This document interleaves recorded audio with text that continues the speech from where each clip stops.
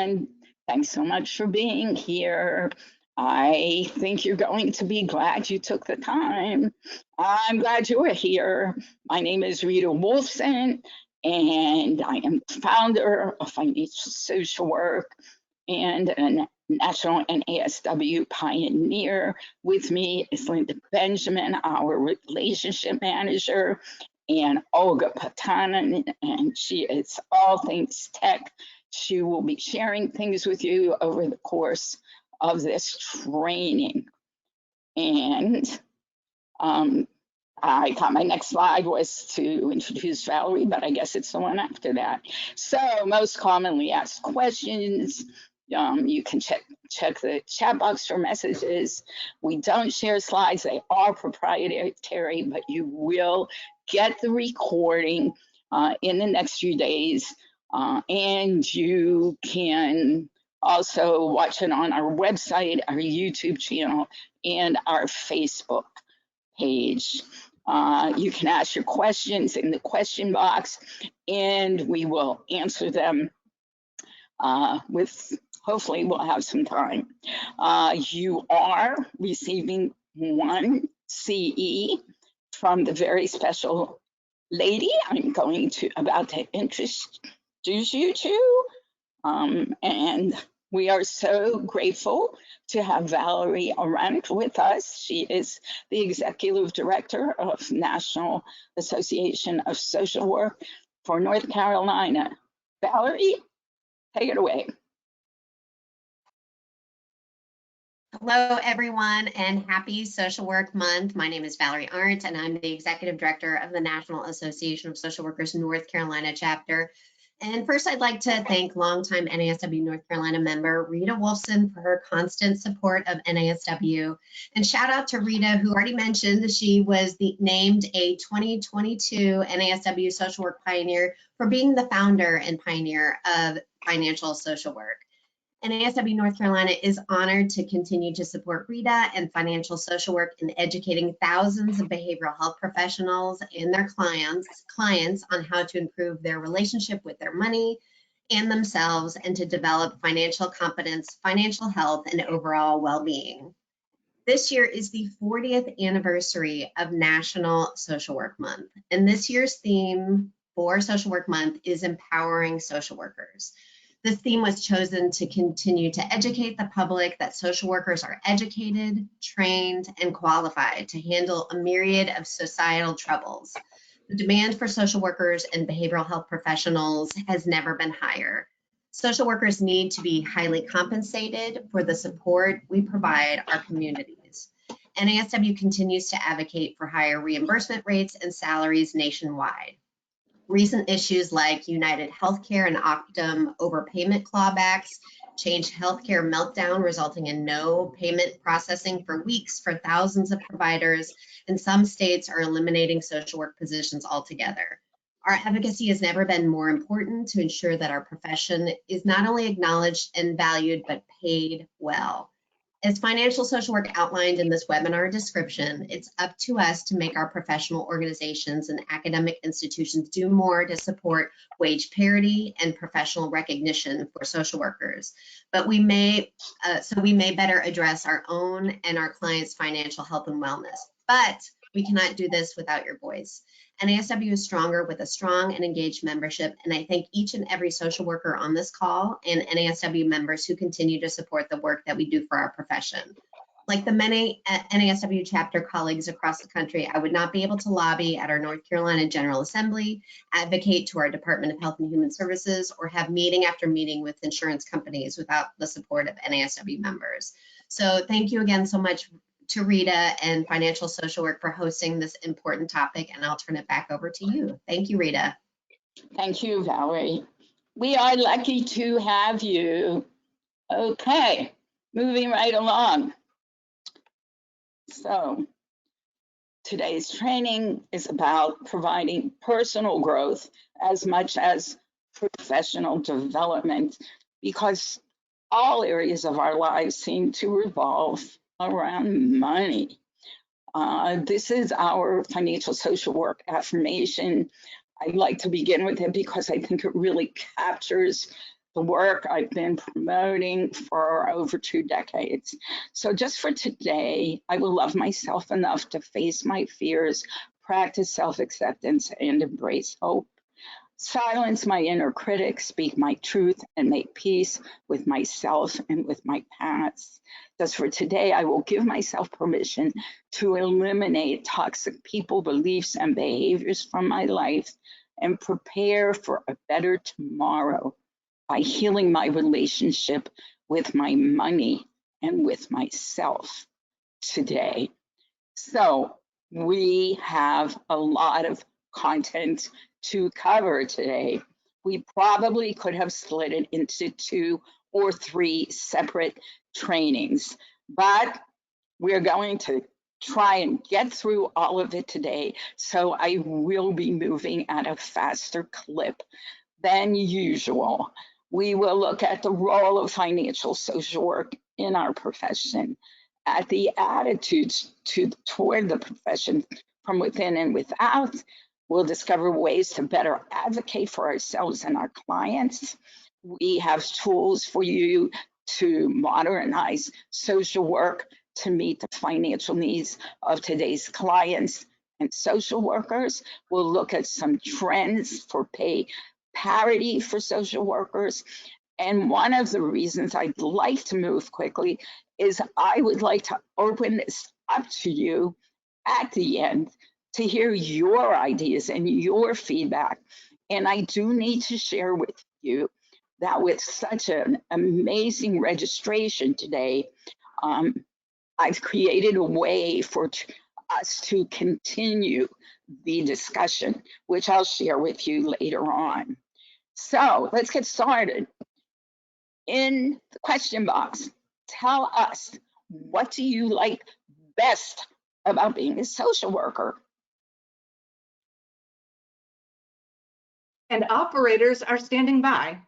I will be happy to read some answers. The flexibility, helping people, the absolute flexibility. I'm still in school, working with people. This is building relationships, the variety, helping people, being an advocate. Impact. I love being the person I needed when I was younger. I wish I could read. I wish I could read as fast as networking, helping people, making a positive difference. Commitment to justice, diversity of jobs, being able to support people, flexible, helping others. You guys are amazing. Okay. I know. I know. I love all of it too. We usually spend more time on your answers, but again, we have so much going on. So, what do you wish was different about our profession? It's we have some compensation. I wish the pay was higher, more recognition, a better understanding about what we do. Politics, better pay, profession was better organized, proactive, stigma of roles of a social worker, respect from other professions, less stressful. Wow, you are all in the right place. Yeah. Okay. We'll keep going. There's a physical, emotional, personal, professional, and financial cost to being a social worker. Okay, obviously, these are my feelings, my experience after 26 years of doing this work. This universal truth is not universally acknowledged in the field. Social work is described as assisting, solving. We know what we do, all of these things, but all of them have a financial component, personally and professionally. The perception that no one goes into social work to become wealthy has become a self-fulfilling prophecy. We have to reverse that. This belief minimizes the impact of not earning enough to cover our own expenses. And this is, for me, this is capturing everything you just shared in the Q&A box. Social workers have a responsibility. We have to prioritize our own financial health and wellness because we know how much burnout there is. And knowing how to manage your own money maximizes your financial future and facilitates helping your clients to do the same thing.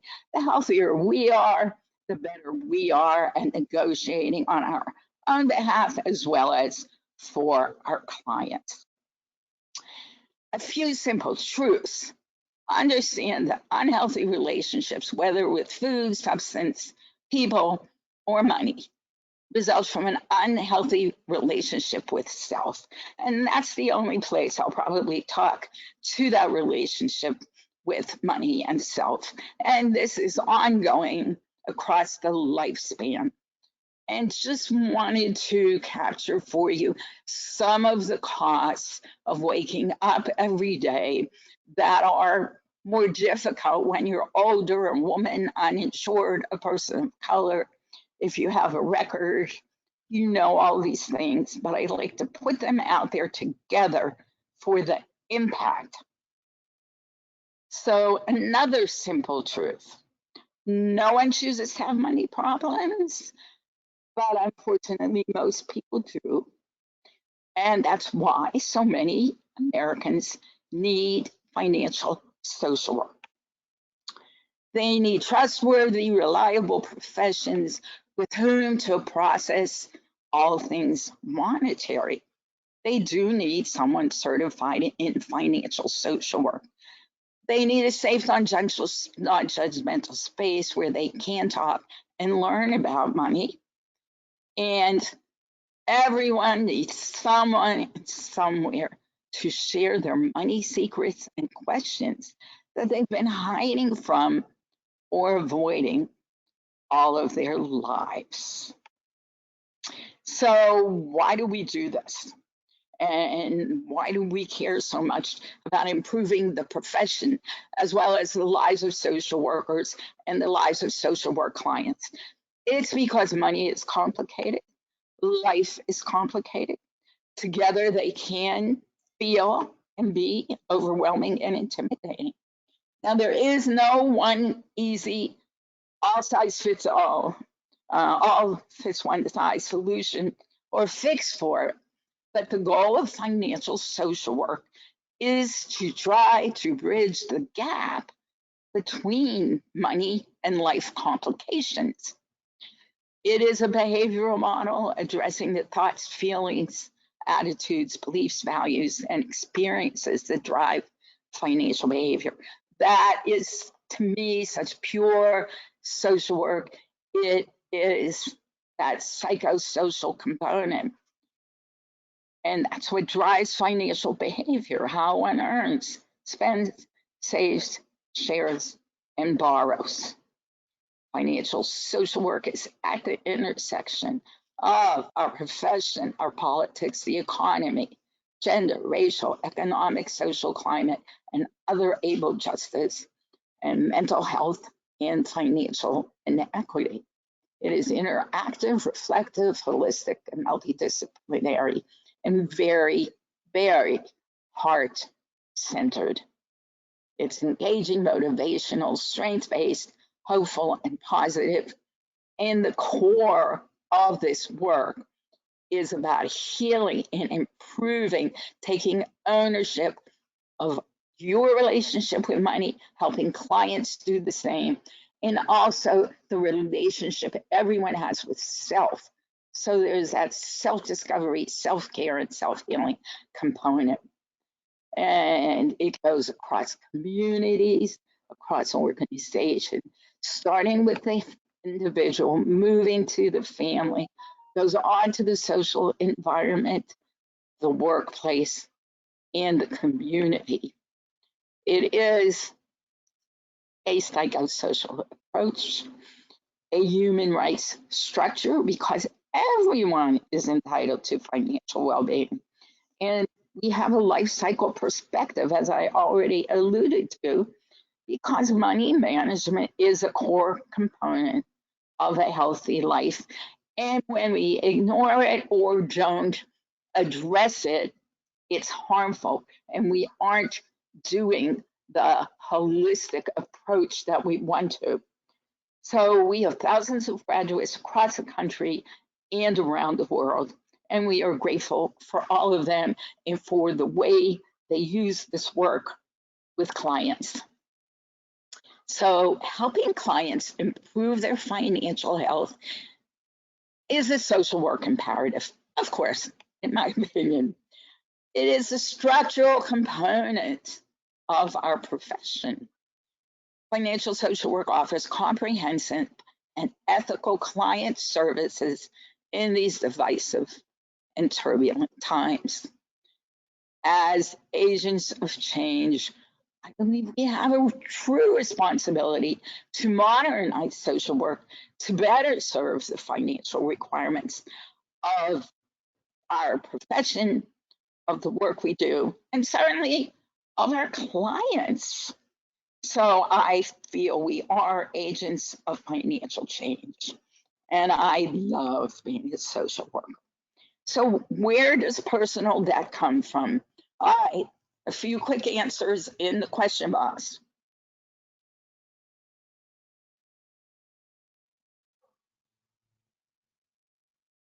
Or Anybody? not.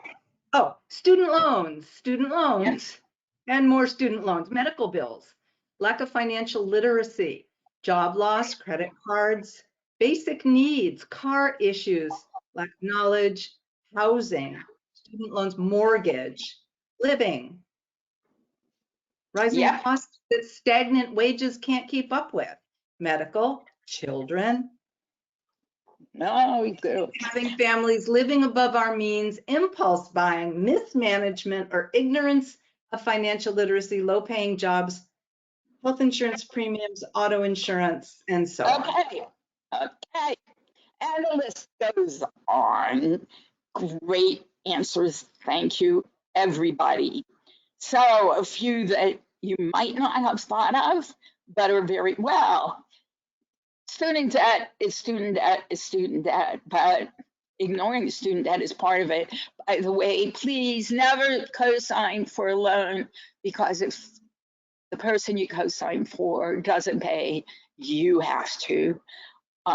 So borrowing against your home, living paycheck to paycheck, not preparing for retirement, not having an estate plan, buying more house than you can afford, not knowing your credit score. We should know our credit scores. Our lives revolve around our credit scores, but that's a whole nother training. All right, answer in the question box. Why do you think so many people have financial problems, stress, anxiety, and trauma? I guess in a way you could just say that it's because of all the things you just wrote in the question box. Well, we don't teach it in school. We Go don't ahead. teach it. Well, we don't teach it in school. Lack of financial education comes up a lot.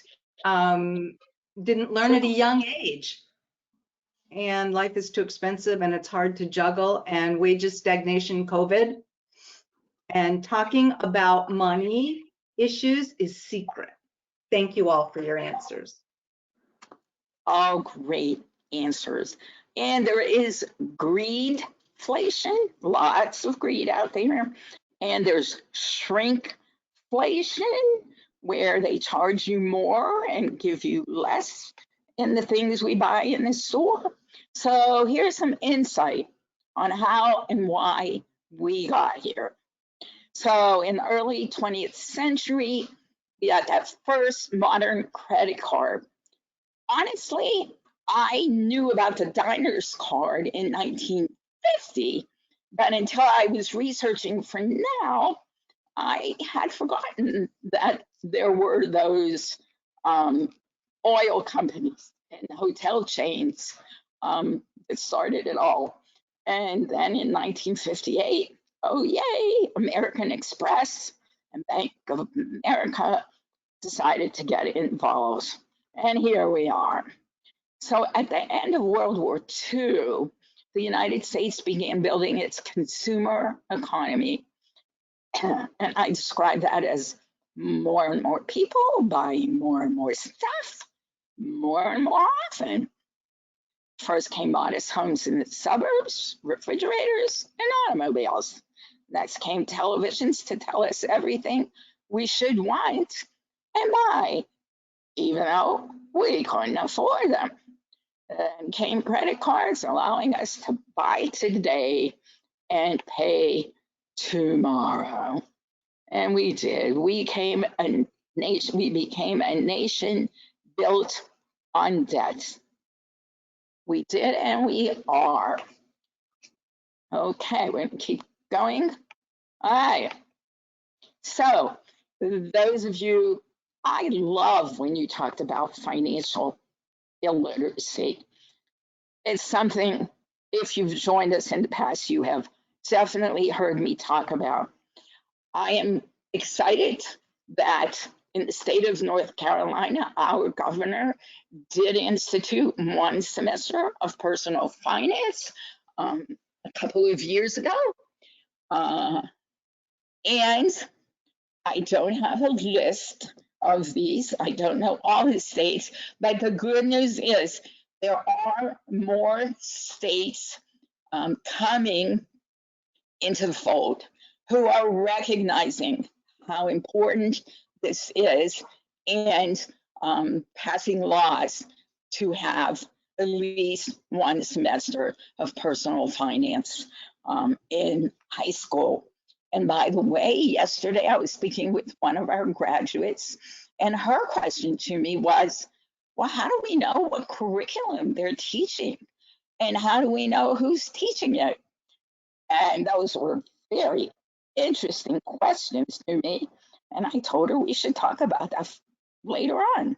Okay, how much do you think financial illiteracy costs every person? So this is our only real poll, and I'm going to launch it. Is it launched? Select a poll. Okay, all right, launch. There you go. How much do you think it costs?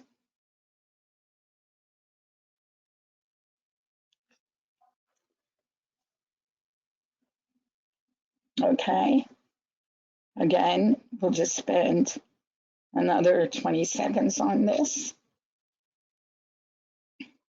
and I will share the results. Not surprising that most of you have a handle on it. All right. A few more seconds if you want to join. About 60% of you have voted. And then we're going to close it. All right. 5, 4, 3, 2, 1. And okay. How do I share it? Am I sharing it? No, I don't think I'm sharing. Do not ask me what just happened. Okay, I want to hide it, but I just lost my deck. Okay, we're back. Can you see my screen then? Yes. We need to share another. Where is your presentation? What, Olga? Yes, this one. Okay, good. Okay, there's your answer. Now look, this was in 2022. So you can see it was increasing from 21 to 22. I'm going to take a wild guess that it's a lot more than that now. And that's a problem. That's one of the things we didn't list about how we got here, but it is definitely a factor. So the younger generation, I was very surprised by this, that people were more concerned about their credit score than having 50,000 followers. 42% would rate their understanding of credit scores as average to poor. And as I mentioned before, so much of our lives revolve around our credit scores. And credit card debt is impacting younger Americans' larger goals. And this list doesn't have starting a family, and doing all kinds, buying a car. But I thought those were pretty graphics too. Debt is the new normal, but that's wrong, problematic, stressful, all kinds of things that are difficult for all Americans to cope with. You can see here, financially vulnerable Americans grew in 2023 a lot. Black, Latinx, and younger Americans, unbanked households are the most financially vulnerable. Okay, no. All right. Trying to move it. Okay, so not too many statistics, but I did want you to know that 48% of people with incomes of $100,000 are not financially healthy. And I've read that they too are living paycheck to paycheck. And multiracial, racial, and families of color are less financially healthy. Fewer women than men are financially healthy, and financial health fluctuates over time. So for social workers, the profession, and clients looking through a financial lens, we need to know that money management isn't an elective, it's a necessity. It's required to navigate every stage of the life cycle. And when one family member struggles, everyone is impacted. And from the professional perspective, discussing money with clients, there's nothing wrong with it within the appropriate context. I know it's a lot of years since social workers first told me we don't talk about money with clients, but we need to know that we should talk about money with clients appropriately. There's nothing about talking about money that violates our ethical standards. And wanting to be paid in line with our education, training, and experience, well, what's wrong with that? And social workers being money smart personally, and we have the ability to support clients to be the same way.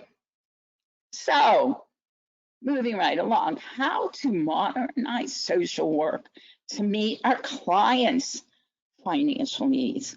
We need to provide clients with our willingness to discuss money. Very helpful to have money questions on your intake form and use it to open the conversation about money with clients.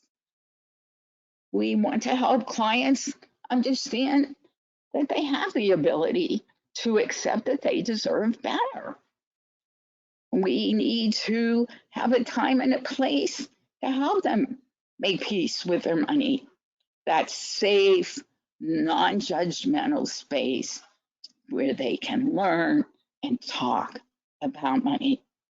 We want to help clients connect to their values and priorities, help them set personal and financial boundaries. We know what an issue financial boundaries can be in relationships. And clients need the opportunity to learn how to reduce the shame surrounding their the guilt, their financial circumstances. Provide clients with the capacity to accept themselves as they are, as they're changing. Understanding money is what you use to get the things you need and want. And with awareness that you exchange part of your life to earn the income to meet the costs of daily living. We want to help clients understand their financial future is up to them, no one else. So true financial social work is, true social work is empowering clients in that manner, helping them explore what would it feel like to have a better financial future? What would it look like? What would it be like? Give them a chance to consider what a less financially stressful future could be. Help clients to acknowledge money as a problem, connect to their financial feelings. They need to spend time with their money weekly. And of course, we're all about forgiving themselves for their financial past. We all have a financial past. None of them is perfect. We want to encourage hope and look for that commitment to change and practice authentic financial self-care, which has nothing to do with manis, pedis, or massages. I do have a slide to show you some authentic financial, right where I wanted it. So this is what authentic financial self-care looks like.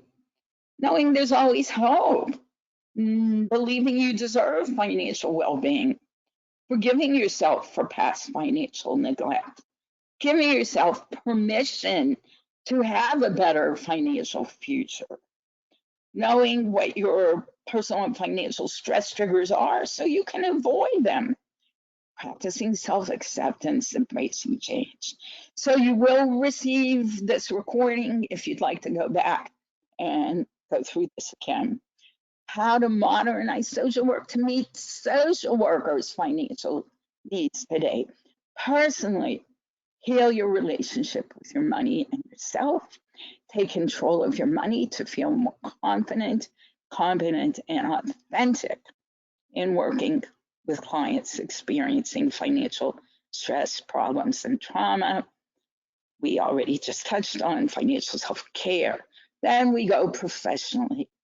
Create partnerships with organizations that provide social services, public services, financial services, promote financial wellness, and that offer training to communities and schools. Establish a network of dependable contacts, trustworthy contacts for estate planning, divorce, insurance, and investing, and advocating for financial wellness, lobbying, protesting, donating, running for office, and voting. Our clients need a lot of these tools. And if you think that you work with low-income clients that don't need these things, that is not a given.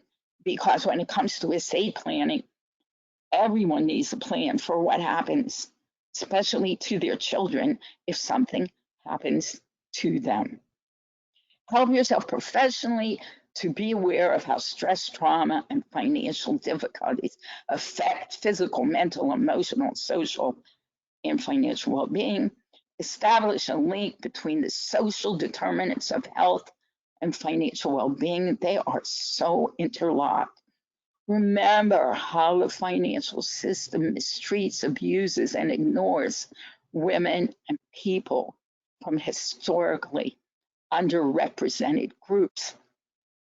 Recognize that assisting clients to thrive in a capitalist and consumerist economy entails more than referrals, financial assistance, budgeting.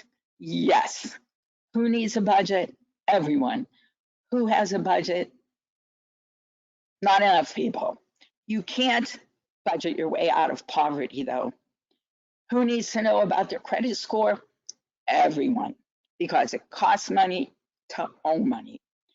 And beware of normalizing debt. Everyone has it, so you aren't alone. I showed that slide before. That debt is the new normal, and it really shouldn't be. Be clear that when discussing money, we're talking about power, survival, safety, and security. Whoever has the most money also has the most power. Remember, social workers have the training, expertise, and resources to help clients choose to change their behavior, and this is behavioral change. Adding the financial component to our knowledge base and work facilitates personal and professional growth and development.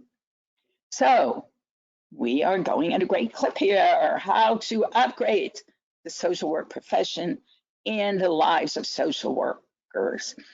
Is there a wage disparity between social work and other professions? Well, you can put it in the question box, but having such a wonderful group and such a smart group, I'm sure there will be a lot of yes, yes, yes, yes, yes. So, And many absolutelys. oh, I like absolutely. Yep.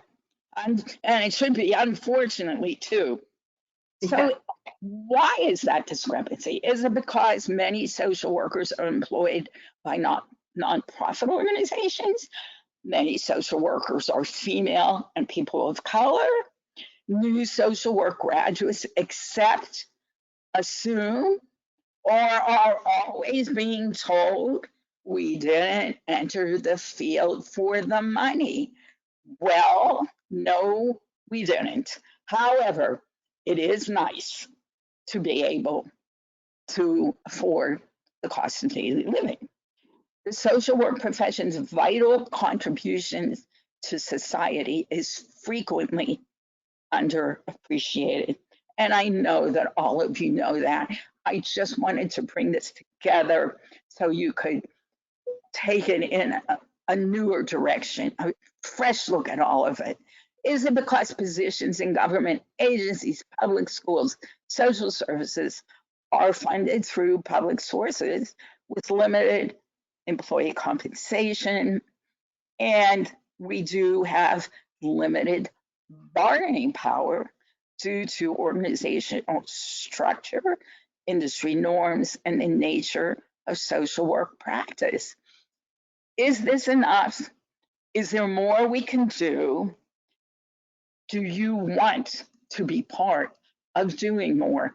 Because I feel that other than our readiness and willingness to accept the status quo, there really is no explanation or justification for the wage inequality that social workers experience. So you could raise your hand on this, but instead, I am going to give you an opportunity to express yourself, and you'll see that in just a few minutes. So we need to accept it is up to us to require, expect, and advocate for increased salaries, upgrading our professional standing, acknowledging our vital contribution to society, and setting objectives and working collectively to achieve them. And I love that some of you did write that in some of your responses earlier on. I was excited about that. Advocating for higher pay requires a multifaceted approach. It has to involve individuals, organizations, legislative, and community level efforts. So that's what we need to do, collaborate with colleagues to form committees or unions to negotiate for better wages and benefits. There's lots of things we can do, but who is we and how do we move forward is the question. So we engage in grassroots organizing to mobilize community support and influence policymakers and raise public awareness of the need for fair compensation for quality social services and outcomes. These are just a few of the ideas available if we want to do this. So join professional associations like NASW or state level organizations that advocate for improved working conditions, higher pay for members. Select support legislation mandating fair wages, strengthen labor protections. All good ideas, right? Right. So I'm hoping we're going to have some time for a discussion. I think we might. As I delved into this, I started looking for who is doing something to improve our profession for pay parity and for greater respect. I have to admit, I didn't find as much as I'd hoped for, but CSWE feels that. So I started here with paid internships, and CSWE feels, this is my interpretation, and that's why I shared the statement. And you can go to CSWE and see it. But they feel that internships are learning, not labor. I found that pretty interesting, that twist on the words there. So they're apparently not moving in that direction. I thought that this Emergence Collective, which is mostly MSW graduates, they believe that unpaid labor and field placements is intertwined with systemic inequities within the sector. And I found that. So they do, I believe, paid internships, and they do pay their social workers. So you've probably heard of the social work students lobbying for pay for mandatory internships. I wasn't able to find a tremendous amount of movement there, but I wanted to just share some of this with you.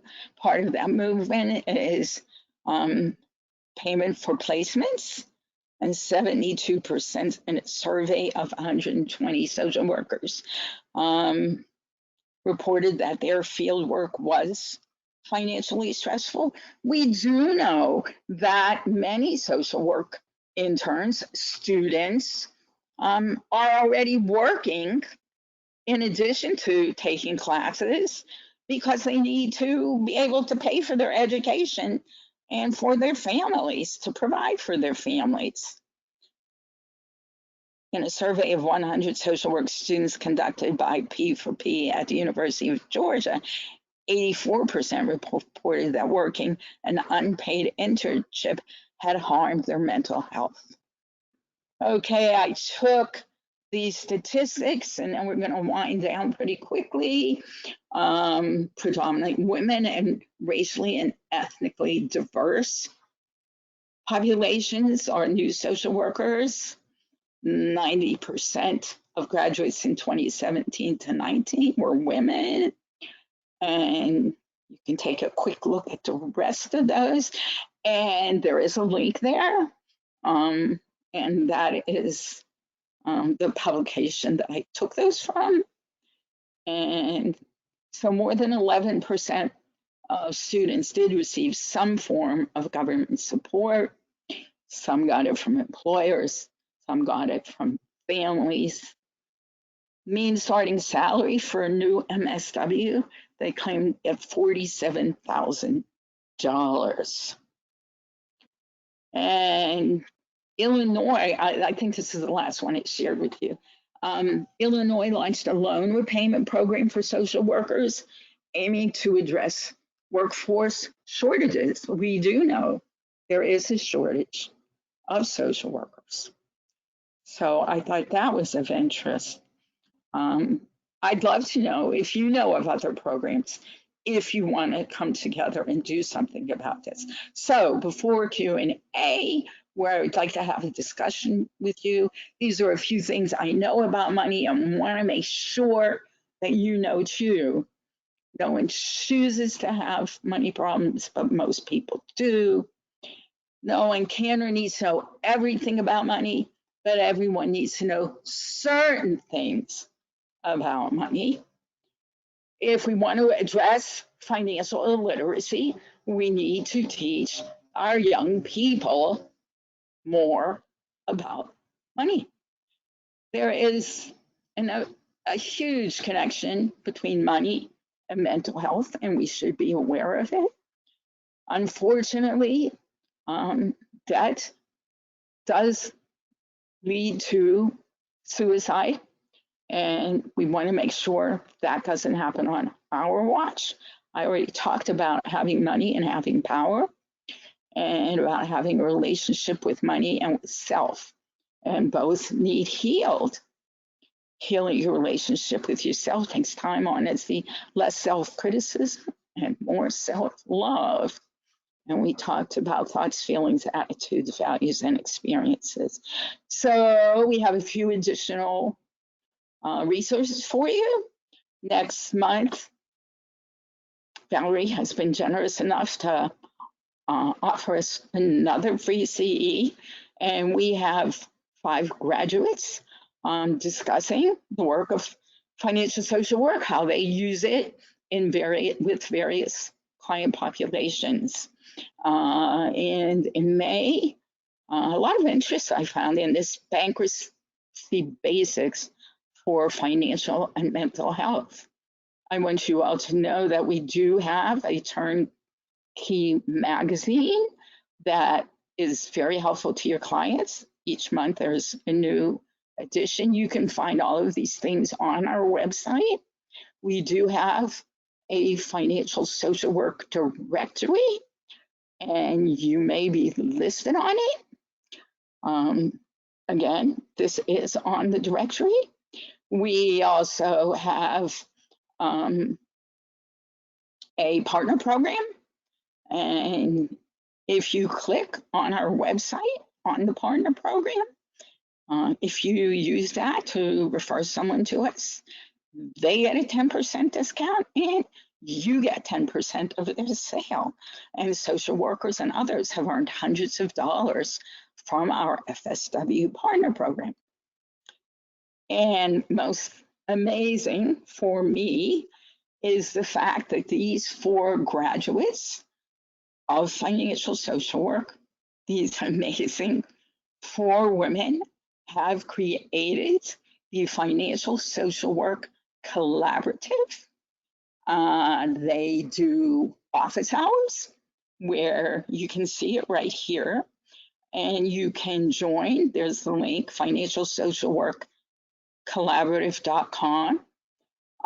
Registration is free right now, and they do networking and empowerment events. They're awesome.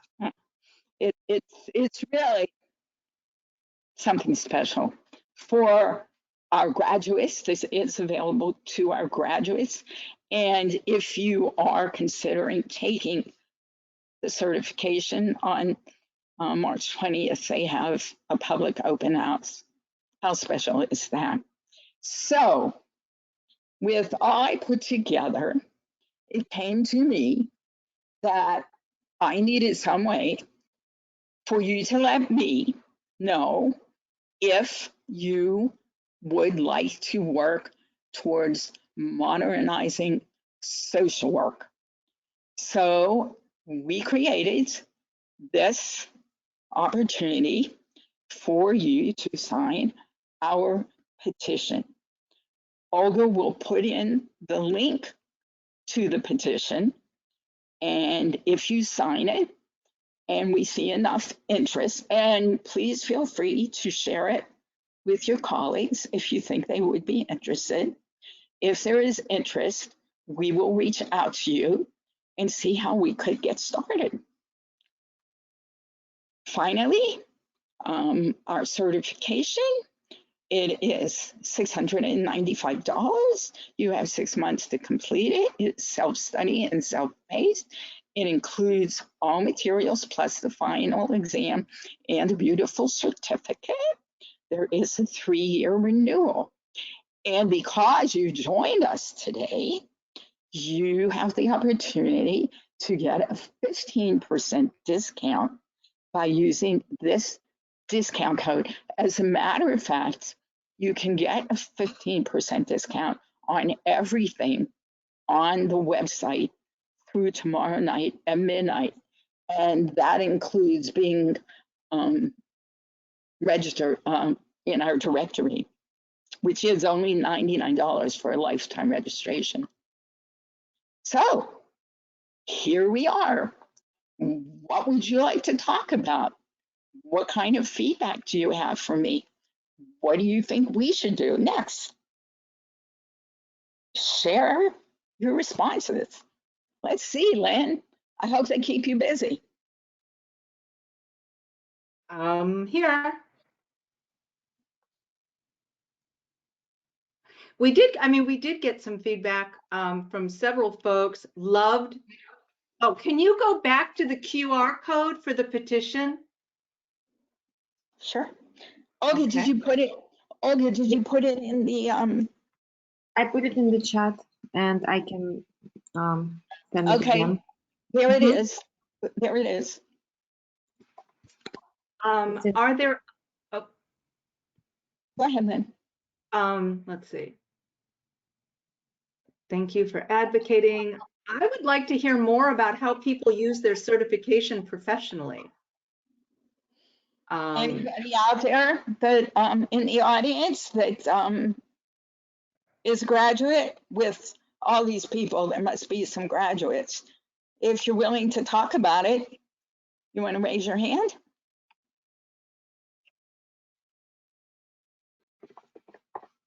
Any chance Matt's there? No. Someone says I use mine. Yes, there is a payment plan for the certification. And everybody who's interested, please sign up soon. And someone saying they were unaware that this organization existed. It's incredibly important appointment for both clients and ourselves. This person works primarily with Medicaid clients and often feels unequipped to discuss financial issues and have financial conversations. It's totally understandable. We don't have the language. We don't know the issues. I recognized that about 26 years ago. And for me, it has evolved. This is a kind of special day for me because I think we can do even more for our profession. I'm so excited about this. I think we can do more for our profession if we talk about this and if we work together. I can tell you that our graduates work with every imaginable population. They work in prisons, they work in public schools, they work in preschools, they work at colleges. I guess I could tell you that. My colleague and I have a textbook that we expect to be published in the fall of 2025. So we feel that, this will continue to grow. And even though you hadn't heard of us before, we have been around for 25 years or more. And I love what I do. I love being a social worker. I especially love being a financial social worker because the aha moments that result are pretty spectacular. So, anything else? Anybody? I went through that so quickly. I've never gone through half that much content so quickly. I thought maybe you'd want to talk about it more, folks.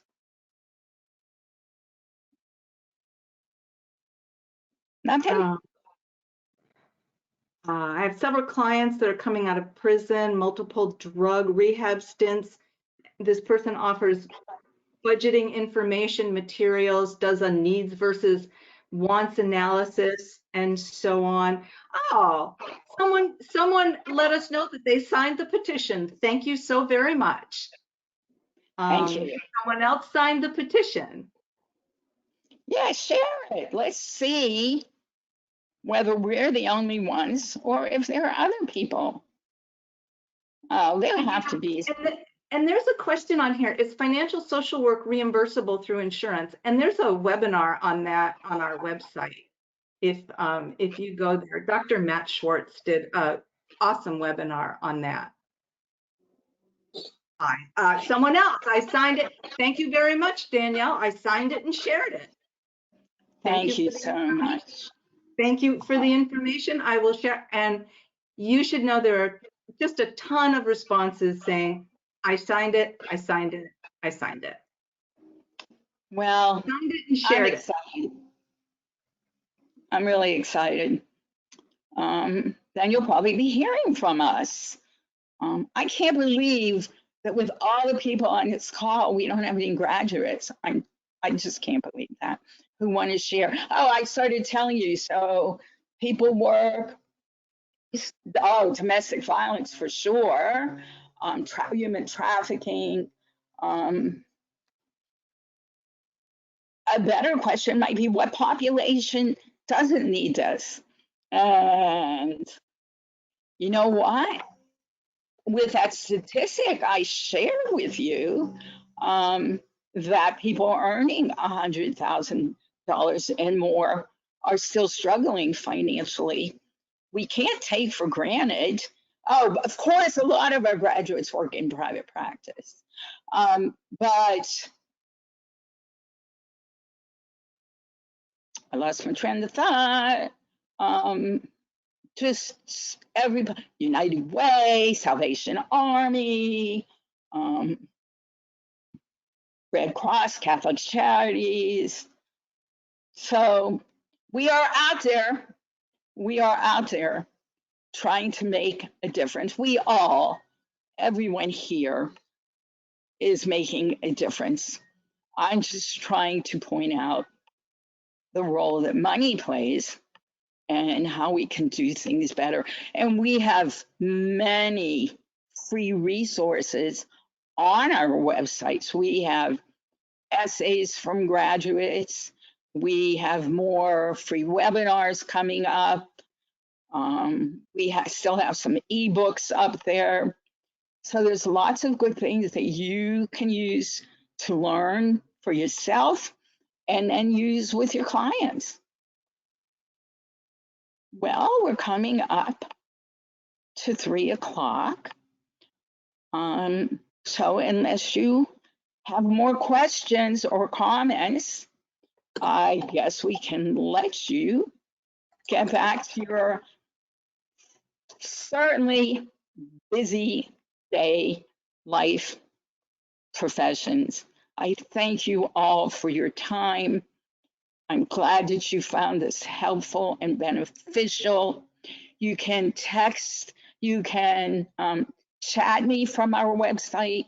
You can email me, Rita, REETA, at financialsocialwork.com. You can schedule an appointment with me from our website. My calendar is up there.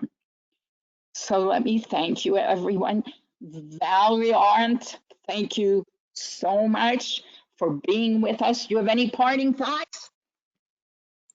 Just thank you so much, Rita, and thank you to all of the social workers online. Thank you for being and choosing the social work profession, and happy Social Work Month. Perfect. Thanks, everybody. Hope to see you back there next month. Bye now.